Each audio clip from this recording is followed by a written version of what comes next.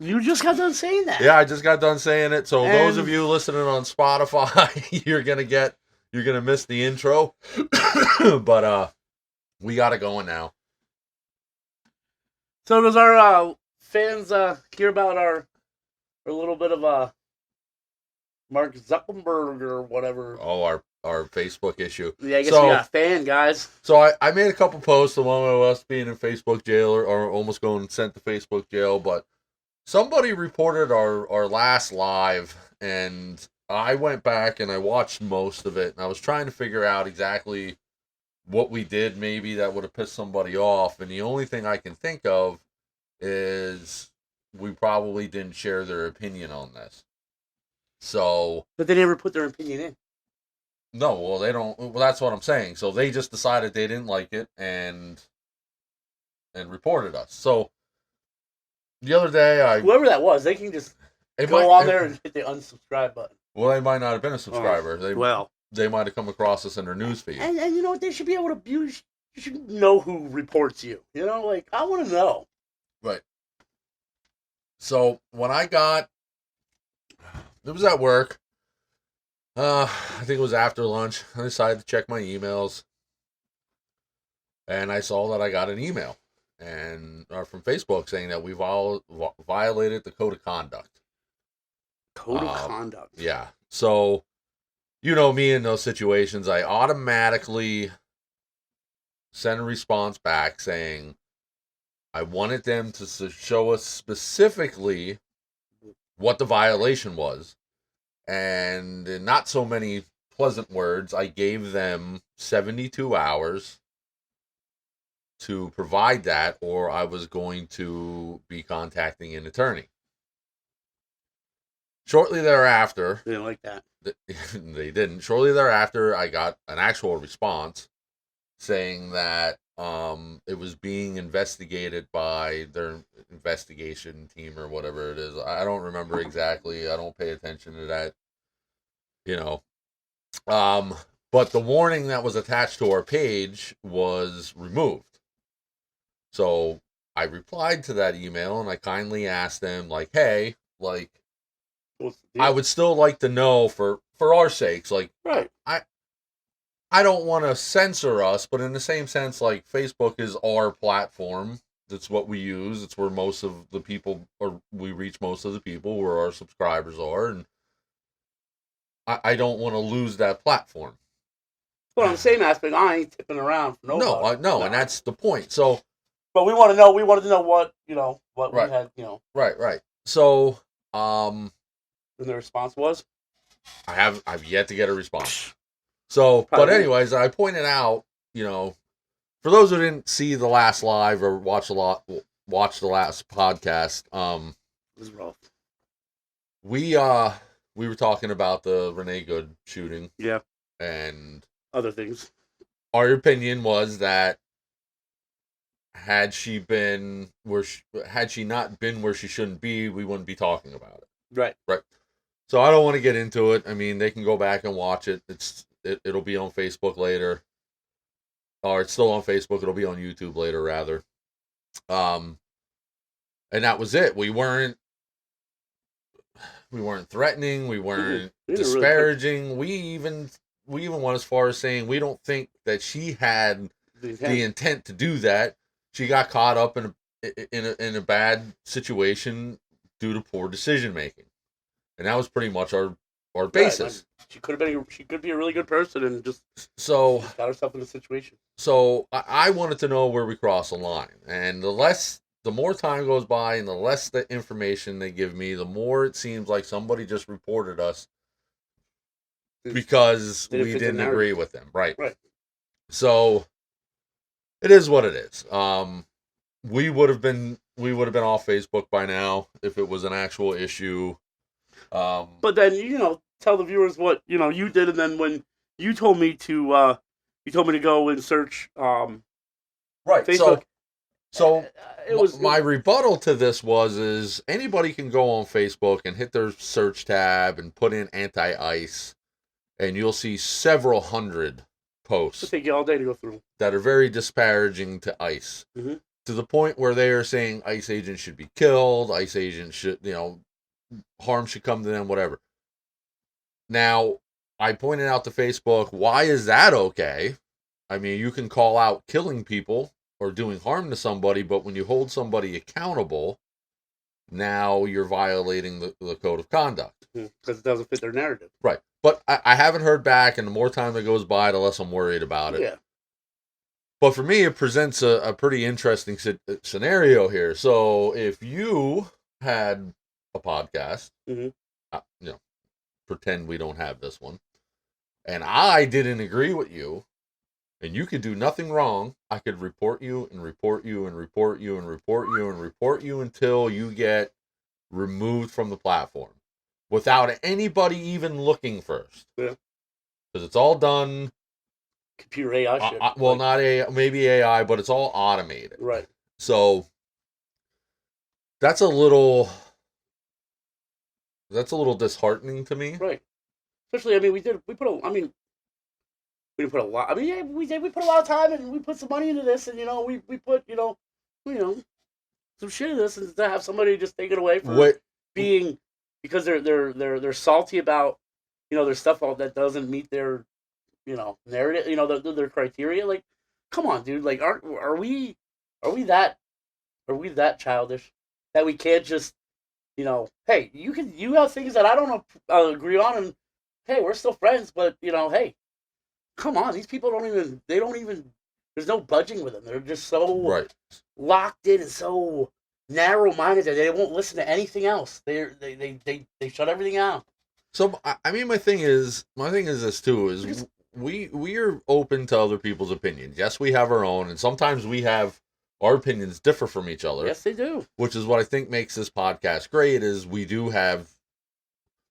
enough in line that we can come up with some good ideas and do some things. I mean, last podcast I got a little too right. I got a little emotional there. My blood pressure was up. I was. Oof. But we're talking about things that do invoke reaction from people, and that's fine. I would love to have conversation with somebody who doesn't agree with us. I mean, that's fine. Like, I think part of being able to see someone else's perspective is them showing it to you, right, and discussing it, and not sitting here saying, "Oh no, you're wrong. You're a piece of shit." Blah blah blah, and blowing up. I want to know if I'm wrong. I want to know. Okay, this is why you're wrong. Well, yada yada yada yada yada. I may never agree with somebody else's opinion, but at least I will have some kind of respect for them. Exactly. That we had some conversation about it, and maybe I'll learn a couple things. Maybe they'll learn a couple things, and like, it's just one of those situations where if we just sit here and scream at each other because we don't agree with the other person, you're never going to get somebody to meet you in the middle if you're screaming at them. No. You know what I mean? Because when you start screaming at somebody, they start screaming. Not only that, like, the louder you talk, the less somebody listens to you. You know what I'm saying? Absolutely. And that's the real situation with this whole being reported to Facebook is instead of somebody telling us or commenting or sending us a message and saying, well, did you consider this point? They click report and that's it. Right. It's easier to just have us removed than it is to have some kind of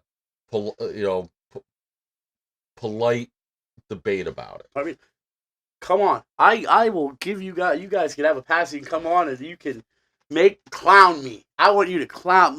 Just if you think I'm wrong, if you think my opinions are wrong, then by all means come on the show and tell me. Yeah. Show me. If we're saying something, because a lot of the times, like, I'll be honest with you, you work 12 hours a day, wacky shifts. Yeah, I work night shift. I work 5 days a week. I have other things going on, family obligations, basketball games, other stuff. We don't have time to continuously go back and look at information as it comes out minute by minute. Right. So maybe we said something that was not old so true, and yeah. Right. Feel free to use the comments. Feel free to email us. Feel free to whatever.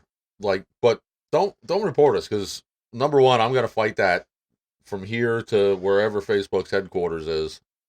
You went on vacation.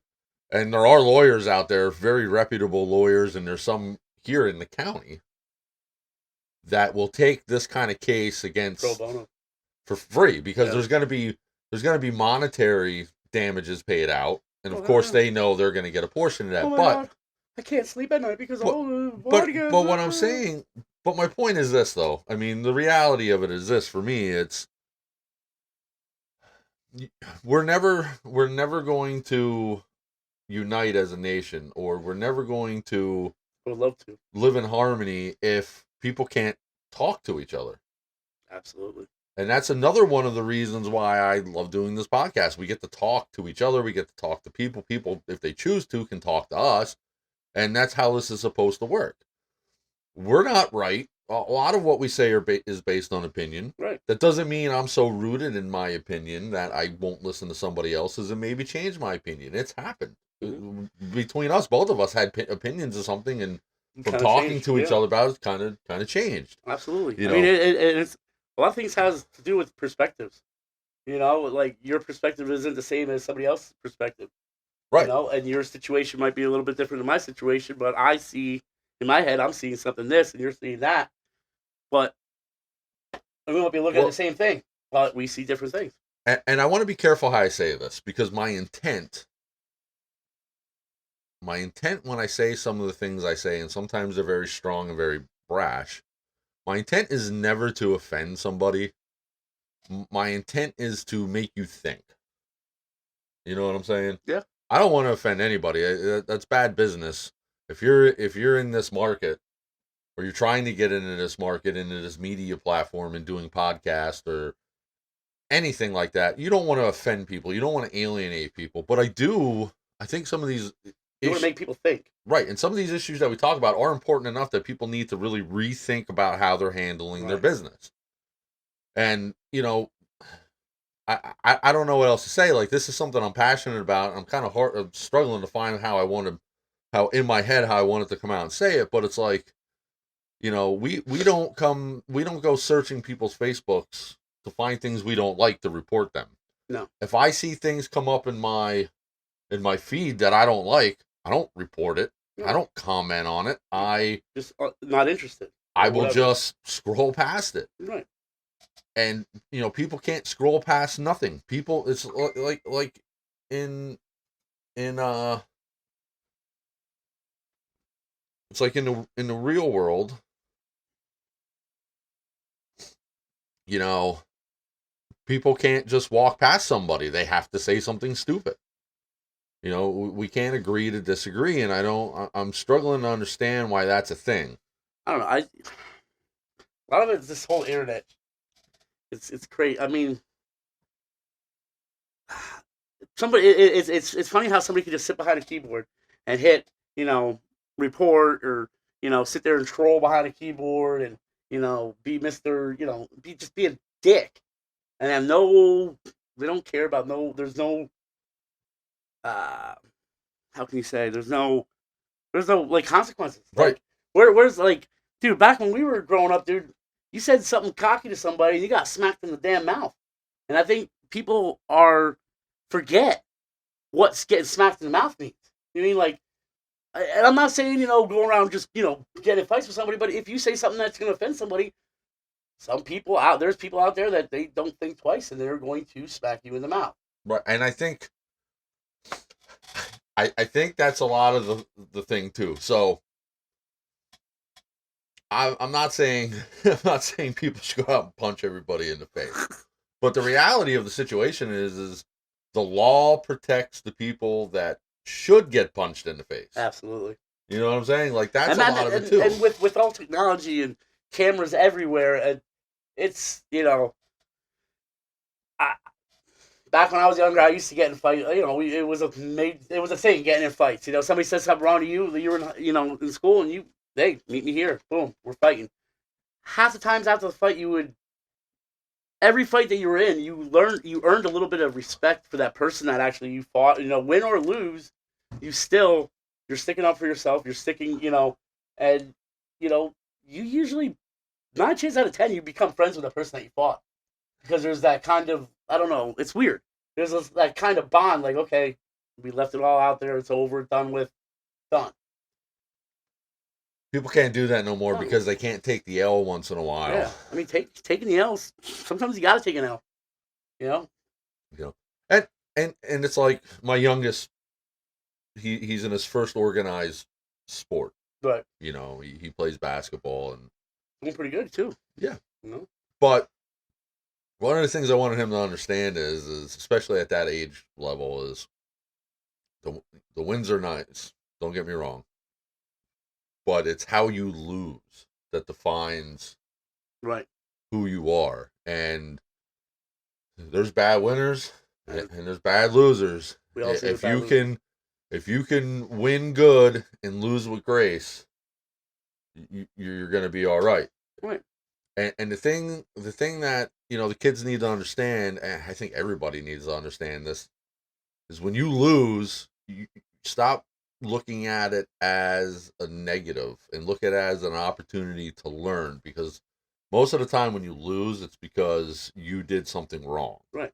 You didn't execute. You didn't execute, or and I was underestimated who you were talking to. Sometimes when you win, you don't win, and sometimes when you lose, you win. You know, if you lose, you know, you might have, you know, you learn what you know what I mean. Right. I learned that from White Man Can't Jump. Yeah. So we were talking about my brother-in-law a little bit ago.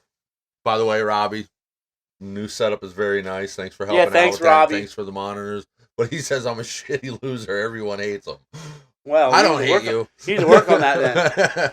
So, you know, and I was thinking one day, you know what would be awesome?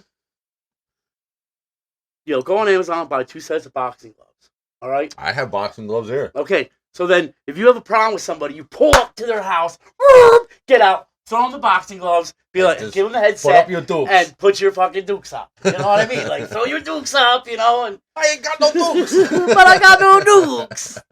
And you know what I mean? Like, seriously, like, that would be, and the cops can't be called because, hey, we're sparring here, dude. Like, we're training. And we're just punching the shit out of each other. Right. But that would be therapeutic. And maybe it would teach people a lesson, you know, maybe keep your little mouth shut. Yeah. And I don't disagree with you. I would actually like that. You know, I think the world needs a little bit more punchings in the mouth. Well, me too. That would solve a lot of problems. Like, you know. I know they always say, didn't your parents ever hug you, or you didn't get hugged a little bit? Didn't your parents ever smack you in the mouth enough? Like, I mean, I knew when I got wrong, like, shit. My pop had a paddle in the garage. And my sister's name was marked on one side. No tally marks. My name was marked on the other side. A lot of tally marks. Then it got to the point where he decided to drill some holes in this paddle for some aerodynamics, you know, like just to really get the wind going when he was cracking down on it. Right. And I remember putting my hands, you know, I was young, put my hands over my ass like, no. You better move your hands. I'm gonna break them. Damn, that hurt. You know, and I turned out pretty darn good, I guess. You know, back then, you know, it wasn't. I didn't say, "Oh, I'm gonna call it abuse." You know, like it wasn't abuse. I did something wrong, like really bad. I mean, I was 15 and I took my dad's car. Well, my dad bought me a car when I was 15, and it was whatever. And I decided to take it for joyrides at night, and, you know, I got arrested. And then I had to call him and be like, "Hey, Dad, where you at right now?" He's like, "I'm in Connecticut." "Why? What's up?" I'm like, "Yeah, you can go pick the car up in the impound lot." Yeah, when he came home, he paddled my ass pretty damn good. Yep. But, I mean, parents don't do that no more. Two parents are too busy, and I'm not saying everybody. Now, don't.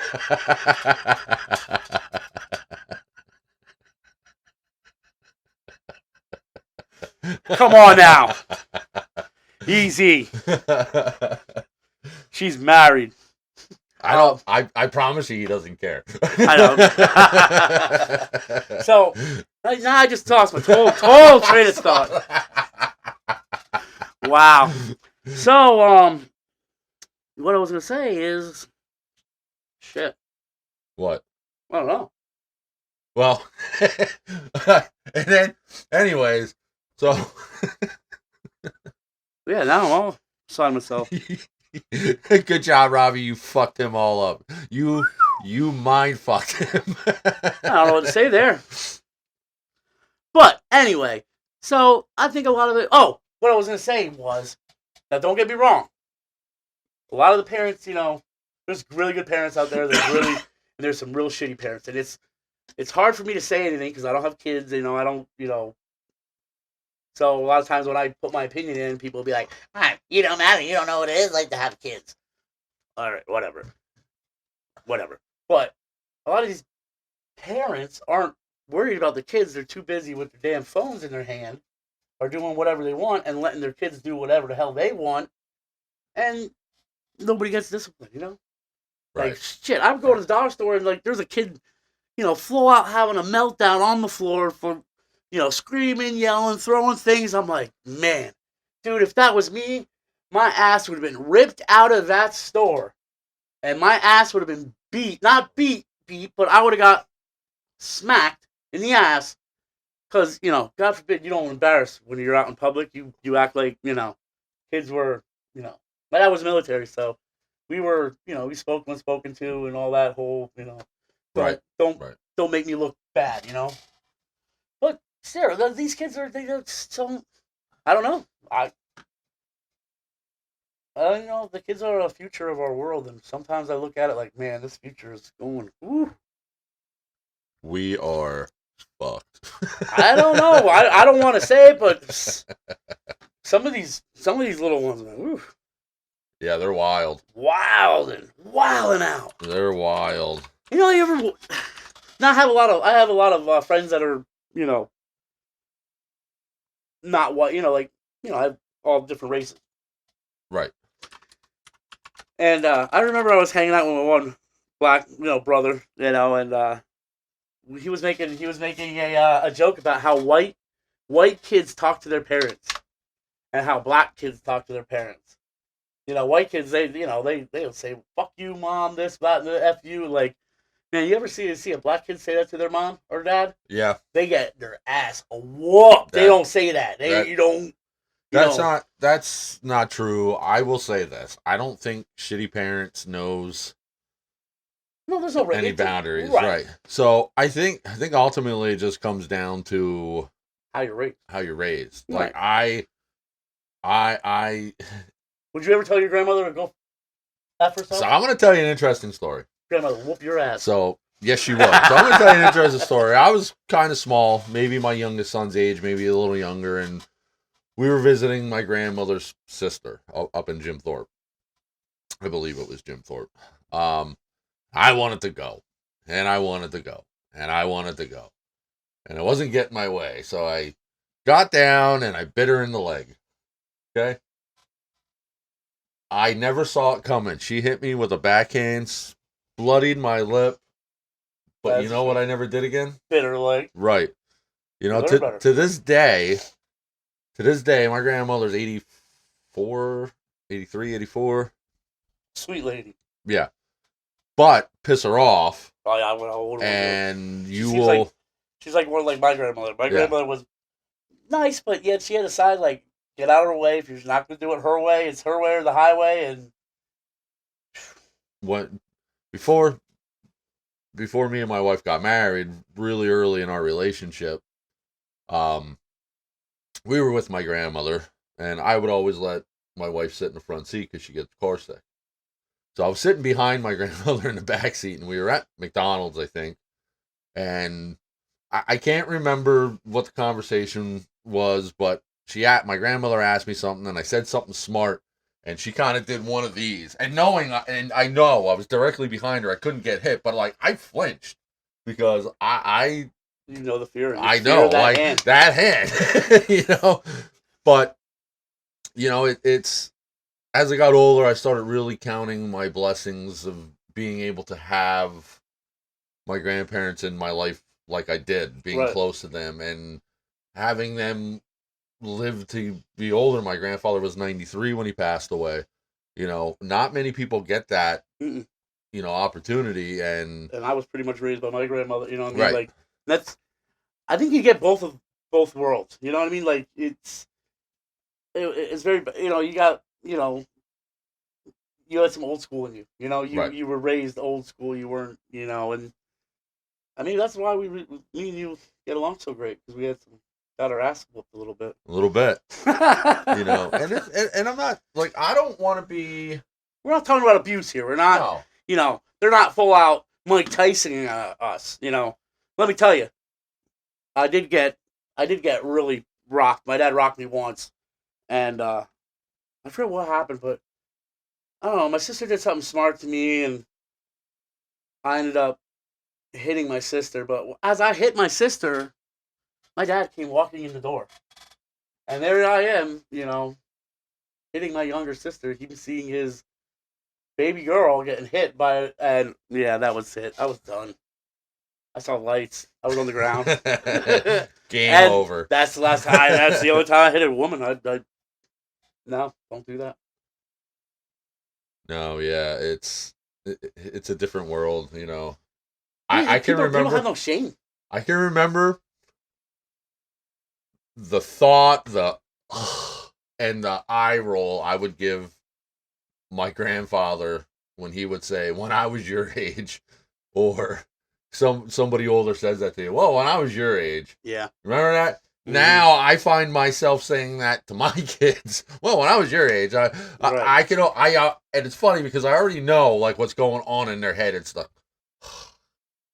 because it's what I used to do. But there's truth in that. Like, and I don't think you get it when you're young. I mean, when we were growing up, I don't know if it was with you, but like when my grandmother, if it was a nice day in the summertime, we were sitting inside the house. We weren't in the house at all. Like, we were up in the morning, eat breakfast, and you get your ass out of the house because she had work to do, and she didn't want you in her road, and, up in her business. So we were out we'd come home for lunch a little bit and eat, and then we would be back on out until it got dark. I had a pretty unique situation. So I spent about, in my young, like I'm talking like 5, 6, 7, 8 years old, I spent every weekend with my grandparents. Right. And then I was home with my mom during the week.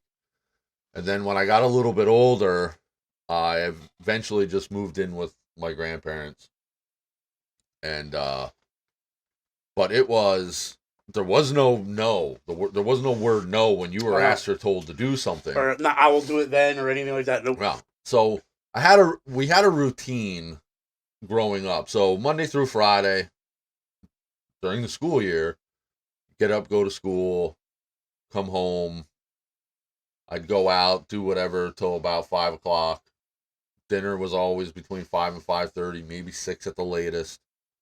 Then I would do my homework and then shower, and then like I'd go in my room and play the PlayStation, like the first PlayStation or something. Yeah, those were good days. Go to bed. Now on the weekends, it was breakfast. If I wasn't up, I didn't eat. Yeah. Out, cut the grass, help my grandfather do whatever needed to be done around the house. About like noon. Yeah, about. And then he would go. They had two living. Well, my grandmother still does. She still lives in the same house. There's 2 living rooms. So there's like a sitting living room, family room, kind of right off of their kitchen dining room. Company. That's when you had company. And then there was my pap's room, which was another living room in the front of the house. But that was his TV, his setup, Man cave. And we would eat lunch. That's where he would be, and he'd be watching John Wayne or some Western or the Yankees, or on a Sunday the Cowboys, or to my chagrin on Sundays when he watched racing, he'd be rooting for Jeff Gordon. And at the time, I absolutely hated Jeff Gordon because I was a Dale Earnhardt fan. But you didn't know that Dale Earnhardt and no, Jeff Gordon I didn't. was they were close. That was like his son. When you're 12, 13, 14 years old. Yeah. You didn't care about that. I didn't like Gordon either. I was an Earnhardt fan too. We always Rainbow Warriors, right? We always gay guys. Yep, exactly. So, and it was like I can remember. I wouldn't drink Pepsi products because of that. I can name a lot of drivers now, but then I couldn't. The only drivers I could tell you back from that time frame when I was Rusty Wallace, Dale Earnhardt, Jeff Gordon, okay, Wolf Bolton. the Burtons, okay, the Burtons, and Mark Martin. Mark Martin, yeah, and Terry Labonte. Okay, Darrell Waltrip. Darrell Waltrip. But I'm saying, like, yeah. it was all those were the guys that were always gonna Yep. win the race. Yep. And not to get sidetracked, but God bless Mark Martin for never winning a championship, but always being there by a couple of points and finishing second. I think Mark Martin was one of my all-time favorite drivers, but I hated him when he drove the 6 car because it was a Ford. And I'm from a family of Chevy people. I'm the same way. Yeah. We don't do those Fords. But looking back, like when Mark Martin went to Hendrick and drove the 5 car. Yep. I became such a big fan of Mark Martin, never more than Dale Earnhardt, but I became such a big fan of Mark Martin, and I wanted Earnhardt to win every race, but I wanted Mark Martin to win a fucking championship. And Mark Martin, he never changed how he drove. No. And he would never push you out of the way. He would, you never heard nothing bad about the guy. No, Earnhardt, he would get up behind you and he'd push you out of the way. You didn't give a damn, Right. And now as a molder, I'm thinking about it, and everybody, people that know me know I do simulation racing and all that. I'm big into that. I love that. He sucks, but no, whatever. It doesn't matter. I'm out there doing it. Living the dream. If when you think about it, like Earnhardt was a dick. I'm leading the whole lap, and this guy just comes up behind me and just pushes me out of the way, and boom, I'm pissed. I'm fighting him. Did you ever watch the new documentary? Yeah, I did. That I told you about. Yes, that was good. Yeah, so I mean, I didn't like Teresa prior to this, but I sure didn't like her after that. No way. I gave her the benefit of the doubt when Senior died and DEI collapsed. Okay, that's his wife. She wanted it to go in his name. Okay, and then we come to find out that really wasn't true. Yeah. Like at this point, why didn't she give it to Junior? But money hungry. Right, but Junior's doing well. I tell you what, you want to talk about an upstanding guy. The guy knew when to get out. Mm-hmm. Right, he knew when to get out. Could you imagine being a guy that's he was never, no matter what he did or didn't never do, be as big as his dad. He was never going to come out from that shadow. Senior shadow. He has done more for the sport of NASCAR since he's retired. He has. And I don't want to take away from when he drove because he was the most popular driver every year he drove. He did. But he has done more for that sport with his podcast and he does the scanning. He went out to the tracks and did a lot of scannings for these brought North Wilkesboro back or helped with North Wilkesboro. Like he's done more for the sport than anybody. Right. And he's just. That's what I thought it would run. I thought with this whole Michael Jordan thing going on, I thought they would give it. The Junior would step up and take the reins a little bit. I don't think he had to because they settled. They settled. Right. So, and we'll have to have a podcast closer to the Daytona 500 about NASCAR because I watch it. I'm a passive fan. I miss the old days. Right. I'm not nearly into it as much as I was. Yeah, I miss the old days, like, man. If you look at my NASCAR signs back there, it's Dale Earnhardt and Rusty Wallace. Yep.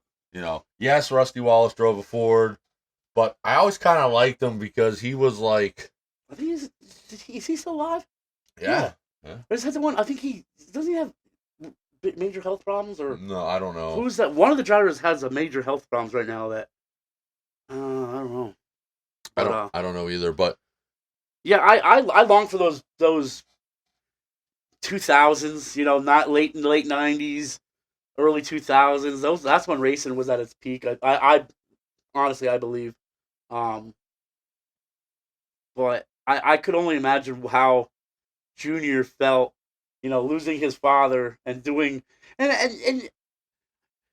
I always said that Junior never really wanted to be a race car driver as much as his dad. He never had it in him like his dad because he was into that bar scene. He had a few I think he wanted to be because he felt that was the only way his dad would love him. Well, not love him, but that he proved himself to his dad. But can you imagine doing something that took your father, your best friend, your father? Like you see the early videos with him and his dad, like.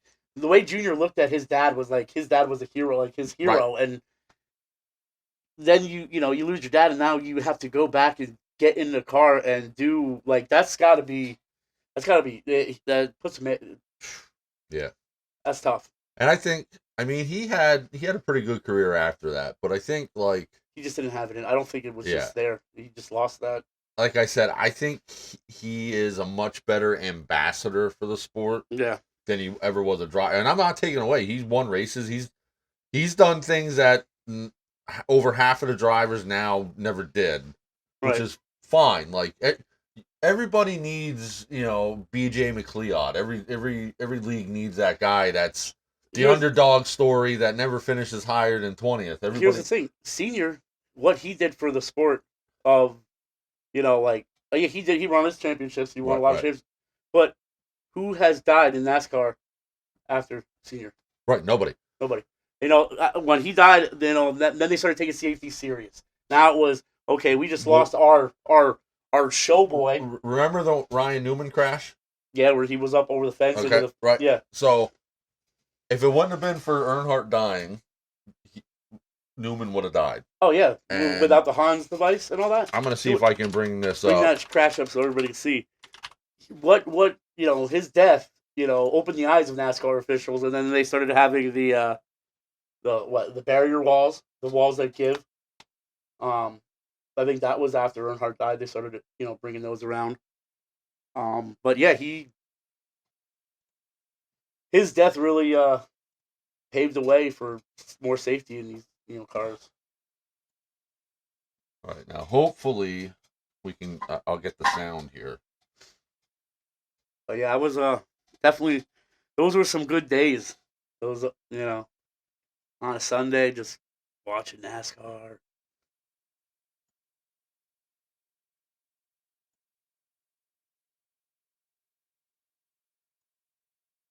We're definitely getting the sound here, but I want to just watch this crash.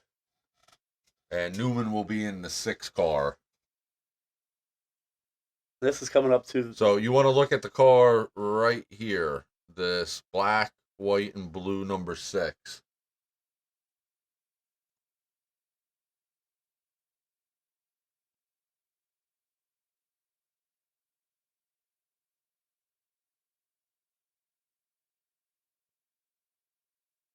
So it'll be this car right here. They were wrecking behind him. They were. And they're all running to the, they're running for that caution flag. Can you imagine going 200 miles an hour? And being pushed. All right, so right now he's feeling really good about life. Okay? And I'm not trying to make a joke here. Like, he's feeling really good, but... Oh, yeah. The spotter's going, I can't believe you did this. You did this. You did this, boy. You did this. Woohoo. Now, here it comes. Damn. Now, right there, that hit right there, and we'll get another view of it because I watched this video so many times. But that hit right on the driver's side roof. That was harsh. I thought he was there's no way he's gonna. There was no way. And now he broke his. Did he break his pelvis and all that, or his legs or something? He was out for that season. Yeah, then. he had all that's fuel leaking out, but he still finished 4th. Yeah. But I want to get to the slow motion, and you see the impact of this crash. It's insane. I mean, we all watched Earnhardt, the back stretch of, Daytona, the flipping barrel rolling down. But that barrel rolling that's dissipating energy. So every time that car rolls off and shreds a piece of strap metal, that's taking away energy. But when you come to that all right, stop, I don't think this is going to show the slow motion. So let me try and pull up another one here. Well, they get the drift.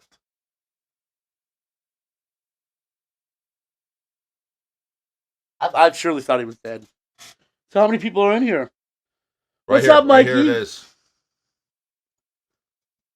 All right, now watch. So when he got turned over right here. This impact here is right on the driver's roof.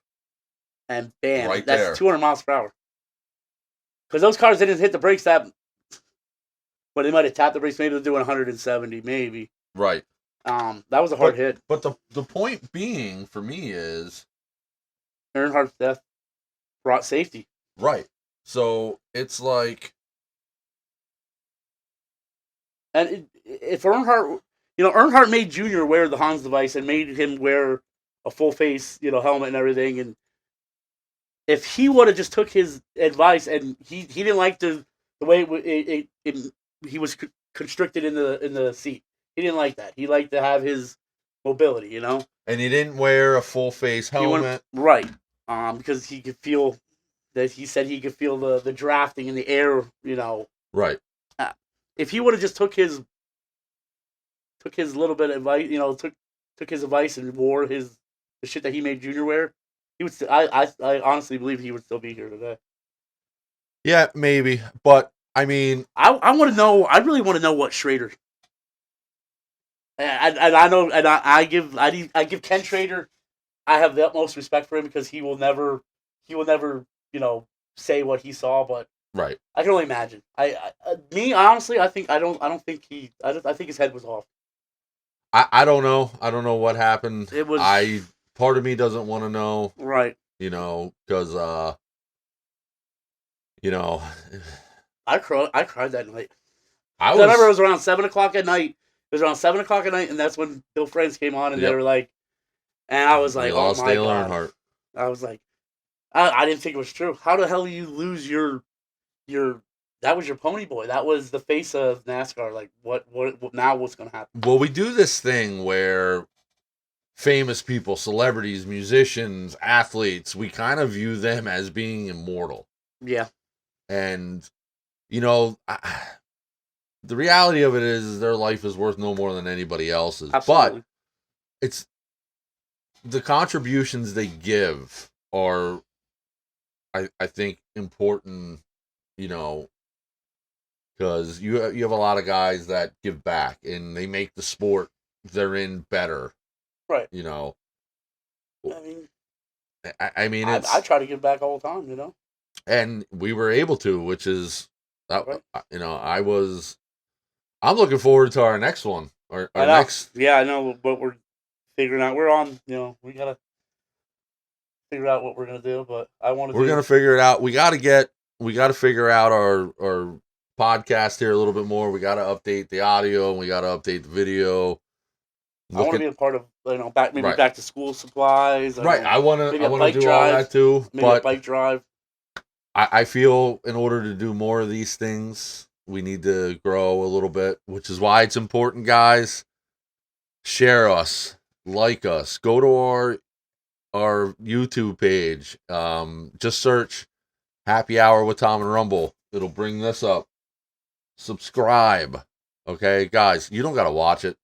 I don't care. Just subscribe. Getting us to a certain plateau, the first mount we have to climb is getting our subscriber count up. I mean, we had a few plateaus that we got up and over. We did. But and I thank everybody that's out there that actually watches us. And I know everybody out there uses YouTube. There's not many people in this world that don't use YouTube.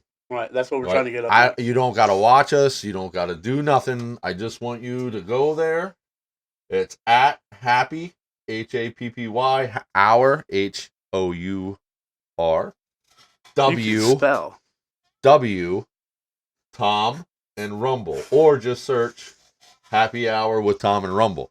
Just subscribe to us, guys. I don't care if you watch the videos or not. Just subscribe to us. Get us to that next plateau. Because once we get to where we need to be with subscribers, we'll become part of the algorithm. Much like we're doing on Facebook.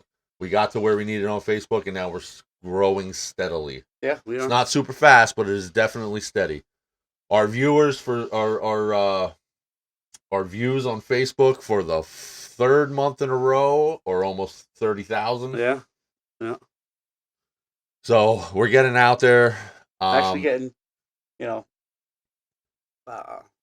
in public. I was actually, hey, you're the guy from the podcast, the guy who did the Santa Claus. I'm like, yeah, that's me. Yeah. And yeah. I'm like, shit, damn, that was me. Yeah, no, it was nice. It was cool. It really put me out of my comfort zone. I was always one of them guys where I was very comfortable talking to people I knew. Right. I was very comfortable talking shit on video games like Call of Duty and stuff. Oh, yeah. But I never liked being on camera and putting myself out there in this aspect. Yeah. I was surprised how quickly I agreed when you brought it up in July. Yeah, we were at the picnic, and my plan was this. My plan was you were gonna be the focus of it, and I don't know. That first, we were limited where we could put the camera. That first podcast. I think it would be stupid. It would be stupid if it was just me up here doing like, oh hey guys, let's me talk to myself. And like, well, this is my comfort zone, is doing the background stuff, doing the behind the scenes, the IT work, you know. Right. But I started embracing it. I enjoy doing it now. You thought I would just be like, we'll do it for a few weeks, and he'll be on to something else, you know. Listen, I didn't think, and not for that, I didn't think 6 months later we'd still be doing it. I thought we would really not just peter out. I thought we'd still have 2 followers on Facebook, you and me. I thought I never in a million years. Later, Rob. I never in a million years would have thought we would have already done the first Tom and Rumble Save Christmas. Yeah, that was a blessing. And again, I have to thank Paula and Jen and everybody at the East Monk Chunk Eatery. We need to talk to them. I'd like them to give me some free breakfast. No. Hey, Paul, I'll eat some free breakfast. No. I'd like them to give me some graphics so we can, I'd like to do some promotion and promoting. Promotion. Maybe they want to sponsor our pre-show that we didn't do today. Oh yeah, we could do that. Or but we can have breakfast with the crew. Yeah. Go up there and have breakfast. Now I'm going to ask you a question, Rumble. Oh, here's the question. So, and you guys are welcome if you're still watching, all 2 of yous, or if you're watching this Allie, later. You're still watching? Hey, Allie. That's my homegirl, Allie. She's the one, tough girl. But we did one pre-show. Yeah. Okay, that I kind of forgot to stop and start the actual show, so it's like an hour and a half show now. Yeah. But with the pre-show, I would like to do something different other than what we do on this show. Right. So your homework, until we do the next podcast, is what could we do in that half an hour, 20 minutes, 20 to 30 minutes? Do we want to do that before we do the podcast, or do we want to do that another day? We could do like an after hours. We could do an after hours. Like just after hours chilling with the crew. Instead, it'll be happy hour with Tom and Rumble, last call. Last calls, yeah. All right. I mean, I dig that, and just be like or more of a laid back kind of just talk about whatever. Or do we just want to go to 2 hours with the show? I think 2 hours is a bit much. It is a bit much, and especially with our schedules and stuff, right. and we need to get on better of a schedule. I mean, it's just hard. It's hard right now with practice with basketball and me with work and sleeping and Now I am off Monday. A lot of video games come into play. I can't. Right. I know you work Monday, but I can come down before work. Right. I'm off, and I have nothing to do Monday unless my wife finds something for me to do. She will. But what do you guys think? You're the guys that listen. You're why we do this. But we're still working on things here. We're still working on our setup. We're still working on some things. And you guys, you can chime in whenever you guys want. So I look pretty today. I look pretty today. You look pretty. Fucking dapper today, I know, buddy. I did the hair. But I know we talked about it a little bit. So the new setup is, I think we actually look like we kind of know what we're doing now. Yeah, it's a lot less work on your aspect. Yeah, I love, and I know if anybody ever used this program, this is so easy to navigate now. It's nice that I have another monitor, that now this monitor is going to be what is viewed here. And you can still work and do whatever. And nobody will see this part of it because everything is here. And I can turn this on or off in the program. We're going to get this sorted out, so our actual things back up there. I keep forgetting about that, and actually, I'm gonna do that later. But we're working on it. We got our ticker scroller at the bottom here. That's You can put anything on there. anything. So at some point, that might be the topics we're going to be discussing, or Put my number news. for a good time. Call Rumble at yada yada yada yada yada yada. We're not doing that. Come on. No, why not? We're gonna stay away from prostitution. Thank you very Oh much. shit! I mean, fuck. I'd make a good buck. I think, you know, you can auction me off for the night. You know, Salute. Saturday night. Salute, guys. Be responsible. Be good. But yeah, if anybody out there has any ideas, suggestions, if you wanna come on the show, please don't hesitate. We are in Lehighton. We're easy to find. If you need a ride, we'll send a Greyhound. We're not like in some back alley of some ghetto. We're literally in town, right off a highway, Jamestown. in my basement. It's well lit. You know, It's not like a creepy basement either. It's like a nice basement. It's not like Mom, make me some Cheetos basement. You know what I mean? Like, but I'm saying, like, I want to get guests here because sometimes, and I'm not gonna lie, sometimes we struggle. Like today, we didn't know what we were gonna talk about until we got into it. Kind of winging it. Yeah, kind of winging it. But you know, if you are a musician, I don't care how good or bad you are. If you're comfortable getting on here and getting on camera and playing some music,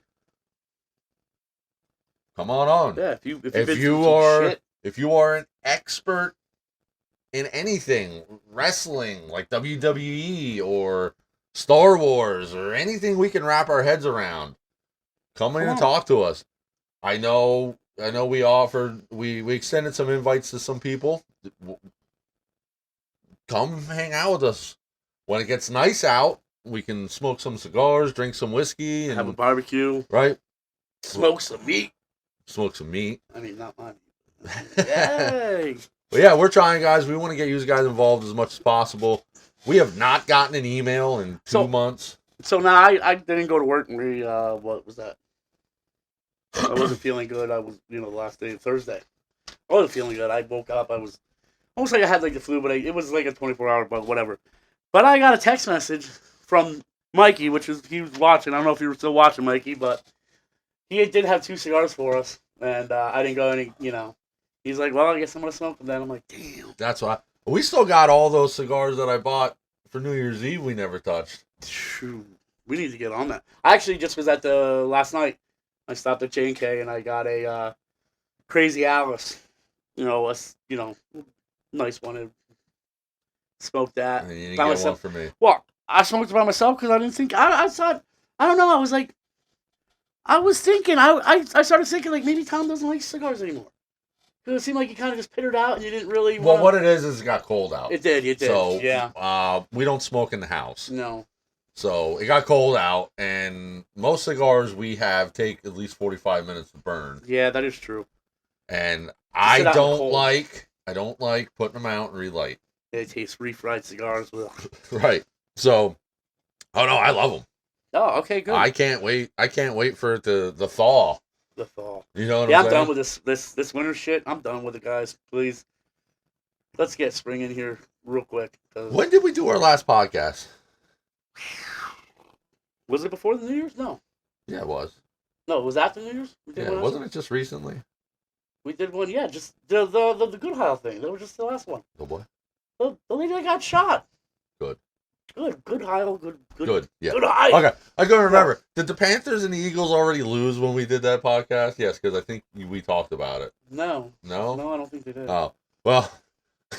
So I guess Swoop and whatever the Panthers, Sir Purr are going to be watching the Super Bowl from the same couch. Yeah. You like that little video I made? So who are you going for now? Me. I don't know what the score is right now, if you can pull it up on the Broncos game, but I wanted to see Buffalo beat the Broncos. I want to see, I don't know. I like to see the Bears in it. The Bears, I think they deserve it. They haven't. When was the last time you saw the Bears in the Super Bowl? So the Bills are winning 27-23 awesome. with 2:38 left in the fourth quarter. and the Broncos have the ball in the Buffalo 40. Okay. So it's gonna be. I want to see Josh Allen finally get a ring. I mean, he's money, dude. He's money. Right. He's been money all season, and he just needs to. I kind of almost feel like he's almost like like a Tony Romo that just can't get over that hump. You know. So what I want to happen is, I want I would like Houston. Ooh. Because they were never there. Okay. I would like Houston and Chicago. So, that's my. If yeah, I had to pick the Super Bowl with the remaining teams, who do I think is going to be? I like San Francisco too. Don't snap on San Francisco. Who do I think it's going to be? I think it's going to be Patriots? Seattle and the Patriots. Yeah. See, now what? How do you feel about May? Do you think he should have had the MVP this year instead of Stafford? When I think MVP, I don't think they gave it to him because he's a rookie. Isn't he a rookie? Well, the MVP won't be announced until before the Super Bowl during the NFL honors. I don't think Drake May is going to get it because he should. His numbers though is great. If you pull up their numbers, he beat Stafford. Let me pull up his. And I don't have a hatred for Patriots anymore because they haven't been in it in a little bit. So Drake May does have really good numbers. So his QBR is first. Yeah. His passing yards is fourth. Yeah. He has 31 touchdowns and 8 interceptions. That's amazing. So he's third and fourth in those categories. And what is Stafford? Way back, he got intercepted so many more times than that. Panthers intercepted him how many times?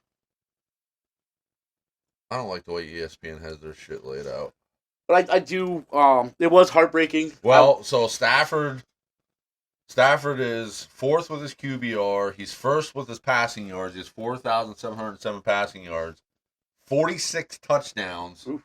He is first in that category as well. Right. And 8 interceptions when he's tied with Drake May. Okay. But to me, MVP should not be a statistically driven award. No. Because I think in the right setting, an offensive lineman could be the most valuable person on their team. Absolutely. And they pretty much are. So you can say what you want, but without a good offensive lineman, you ain't doing shit. Right. So I think stats is a big part of the equation. It's one of the metrics to it, but I think you really got to look at it as, yeah, okay, you threw for 5,000 yards, 50 touchdowns, and 6 interceptions, but your running back rushed for 3,000 yards, and you had a defensive back that had 11 interceptions. You have those just because the defense kept putting you back out onto the field, not because you might have been productive with what you had. Right. And I'm not taking nothing away from Stafford. Is it May's rookie year, right? No, it's his second or third year. Okay. Yeah. I want to say it is 2024. So this is his second year, right? Okay. I mean, the kid definitely has potential to be, and me as a Carolina Panthers fan, I was disappointed with their loss to the Rams. I was actually at work at the time, and so I couldn't really watch all of it, but I was getting updated to the point, and to the point where I was screaming, yelling, and everybody knew, oh, that's just from when he's listening to his Panthers. And I thought they were going to win there. So Denver might end up pulling this out. I think, yeah, wow. But, so I was let down a little bit by, the Rams beating Carolina, but they left it on the field, dude. They played their heart out. They played better than anybody ever expected. And to be honest with you, Bryce Young, I think he's going to come around. I think he's going to find his niche. And, dude, you saw some of the passes that he made, the pressure, that one in the corner of the end zone, dude. He couldn't have threw that at a better spot. That thing just fell right down in his hands.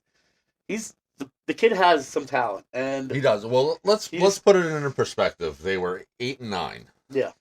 probably shouldn't have been in the playoffs. Probably not. Right. But they played their heart out. What that does, though, is it takes a team that's 8-9, and you got some playoff experience, and now maybe you didn't have as much hunger to win a championship. Now that you got a taste of it, yeah, I think you're going to see some good things happen in Carolina. Yeah, I think it's going to change. As were the Eagles, I think the exact opposite of that happened. They got a taste of. A lot of people on the Eagles got their first Super Bowl last year. Mm-hmm. And I think it showed this year because they relaxed. I saw I don't know. They fired the offensive coordinator. They should have, because you know what? I'll tell you what. That offensive coordinator did not. He didn't have I don't know. He didn't have a playbook that brought those guys together. It just seemed like everybody was firing on different like firing orders. You know what I mean? Like right. They were never a fine tuned machine. You know, they never. They just. I knew that at the beginning of the season. I said the Eagles, you know, they're just not what they were. They were not. You know, and I don't know that offensive coordinator. That sometimes I thought, well, why would you call that play? That is so just. Yeah. But now I heard they want to keep him. He's going to go into something else. They said something about the head coach wanted to keep the offensive coordinator and put him towards another role. I don't know if he got fired or if he lost the position. He lost the position. I don't know if he's fired. Now, actually. I know they were looking at Mike McDaniel from Miami. The head coach? Yeah, because Miami fired him. Yeah, I thought he went with the Ravens now. I don't know. I know they interviewed him. Okay. The only coach that I know got hired so far was Harbaugh. Went to the Giants. And Tomlin went to... I don't think Tomlin went anywhere. I think Tomlin went to Miami, or they were thinking about Miami. We're going to look right now. And Tomlin, dude, he was a hell of a coach, but his days were done in Pittsburgh for a while, you know. I thought maybe I'm wrong. Yeah, I don't see anything. See about the Ravens signing that other dude, the McDaniel.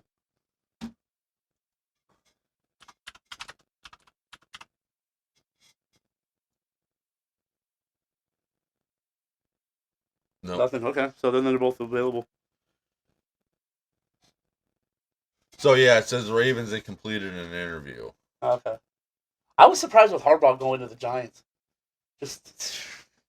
Well, I think. I mean, Giants is they're a young team. They have a lot. They are. I think the Giants are very attractive. Okay, because the measuring stick for them is so short. What do you mean? Because they've been a dumpster fire for a long time. I mean, so the measuring stick for them is so short that any improvement. Harbaugh signed a 5-year deal, so he's probably really safe for 2 years. Okay. Yeah. So you're inheriting Jackson Dart. Mm-hmm. You're inheriting Cam Skattebo. That boy is my man. And you're inheriting, what the hell is that receiver's name? Oh yeah. It's on Neighbors. Malik Neighbors. Right.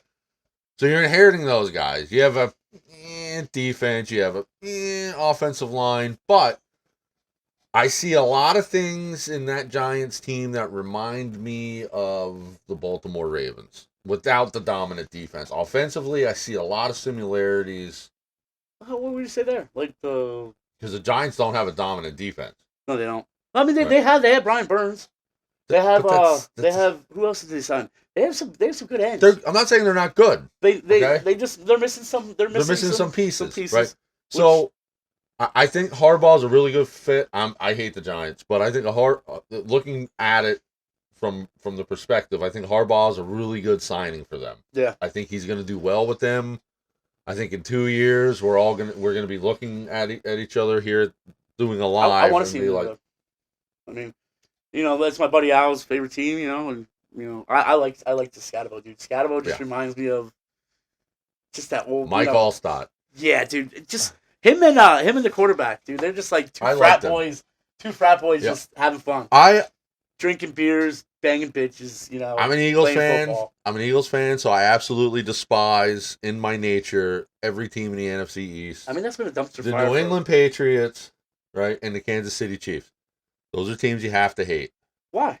The Patriots I don't hate anymore because they don't have because that's just that's who Eagles fans hate. Kansas City, New England, and the NFC East. I think Eagles fans hate too much. You guys hate. You guys are haters. We will support any other NFC team. You threw snowballs at the Santa Claus. Okay. You guys hate. Which point? Haters. Would you throw snowballs at some guy identifying as a female? Was he identified as a female? No, but clearly he is not the real Santa. He was identifying as somebody else. They're a bunch of, guess what they are? Bunch of BUMs. Bums, bums, bums. Right. I was wondering when the catchphrase was going to be used. And say what you want about me, but hey, I went in the Eagle Stadium and I called everybody, about 200 people, a bunch of bums. So I've been to a lot of concerts in a lot of different places, okay? And a couple different stadiums on the East Coast. One of them being MetLife. Or it was the Meadowlands at the time. Meadowlands. I have never walked into a stadium for a concert and people were wearing Eagles gear, chanting the Eagles fight song during a Metallica concert. Yeah, it was bullshit. I'm like, dude, come on. So we're walking out and they're all screaming the Eagles fight song. I'm like, yeah, say what you want. Say what you want. Call us what you want, but we're passionate. Passionately retarded. No. Sorry, Listen. That's a bad word to say. I am so sorry. You just got us canceled. No, that's sometimes I that's the wrong word to say. Mentally challenged or fucked in the head. Let's just say fucked. You are fucked in the head. See what I had to do now? Warning. This podcast contains explicit content. If you are easily offended, turn back now. Viewer discretion strongly advised. Now that we got that out of the way. You bums! Yeah, so yeah, that's what I mean, and we never found out what was it, the cranking? No, what was the Torque Club? The Torque Club. What goes on in the Torque Club? We're gonna find out right now. The Torque Club. We're walking down the steps, leaving this concert, which was a phenomenal concert. Metallica, Pantera, Suicidal Tendencies, great concert. But yeah, we're walking out, and I see there's a special box, whatever, doors, and it says the Torque Club in there. And you know me, it is a premium climate-controlled lounge on the visitor side of the stadium. That they torque their freaking shafts. Right. They're torquing each other off. Well, that's what I think. So it's on the visitor side. Oh. So why is it called? What does torque mean? What is? They're torquing their shafts. Why? Let's find out. Why is it called the Torque Club? Because they're torquing on it. They're twerking and working and twerking, working. Whatever. But that's where my mind went. I'm like, that might be. Oh, it's called the Torque Club because of a naming rights deal with Torque, a leading global hygiene and health company, which sponsors the exclusive club lounge on the east side. Well, whatever. So on the home side, it is the Hyundai Club. Hyundai! We probably shouldn't do that either. That's very disrespectful. So we will just do this. Warning, this podcast contains explicit content. If you're easily offended, turn back now. Viewer discretion is strongly advised. Thank you. But all right, guys. I guess we're gone. That's the end of it. We're gonna eat some ravioli here. Oh, ravioli. Maybe we can some become Jeff Bourdie. foodies. I've been a foodie for years, way back, dude. I've been a foodie for... Man, I was foodie before foodie was even cool. He's a foodie, foodosaurus. Mm. But, all right, guys, we're going to call it. We're going to wrap it. Maybe... I never wrapped it. Maybe... He believes in Pilates. I mean, Pilates. Pilates? Pilates. You do Pilates. No, I do the... school we did the Billy May. Well, not Billy May, Billy Taibo. We did Taibo. Later, guys. Have a good night, guys. If you're going to be out, I know the roads were clear, but they were wet. If you're going to be out, hold it flat out. Fifth gear pin can't lose. All right, guys. Have a good night. Be safe. Later.